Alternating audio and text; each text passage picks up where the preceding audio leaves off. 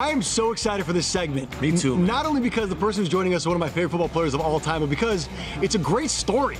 Michael Irvin, the legend. The playmaker, man. The playmaker, his son, Michael Irvin Jr., one of the best high school football players in the country, just committed to follow in his father's footsteps and play football at the University of Miami. He's going to be a Hurricane, just like his dad. And, you know, his dad was a legend there. Yeah, like, leads him in, like, was probably the finest receiver ever to come out of Miami. Let's just be honest about it. Almost definitely, right? So, I mean, I got so many questions for him. What's it like to be a parent and watch your son go through all this?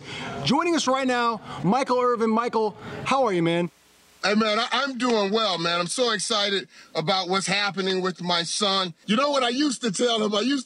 I said, you know, God doesn't give us choices, all choices. You can't pick your mom or your dad, your brother or your sister, your cousin, niece, or nephew, or what school you go to. It will be the University of Miami. Every other choice you get. But fortunately, as kids get older, they want to make their own choices. So I was so happy when he did choose to go to Miami. You know, there's been a lot of talk about, you know, Diddy and his son and helicopter dads and all that stuff. Now, you are a guy who's arguably the greatest at your position in the history of football. You have so much to teach, and everybody respects your football knowledge.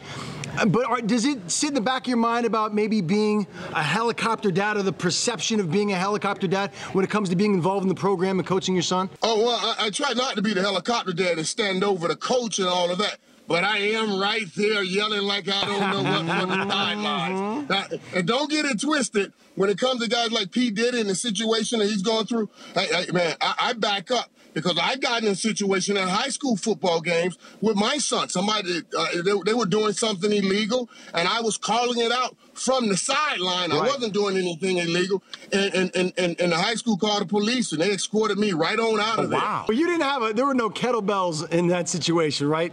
No, it wasn't any swinging or any fighting. The coach of the other team did send some muscle-bound dude, and he stood over me. To the playmaker? He said, man, coach wants you to leave. I said, hey, man, let me tell you something. The muscles you got, I know they're not functional because I would have seen you in the league somewhere. If you don't get out of my face, I would hurt you so bad because you're talking about my son. I understand P. Diddy. We are talking blood here. This is blood.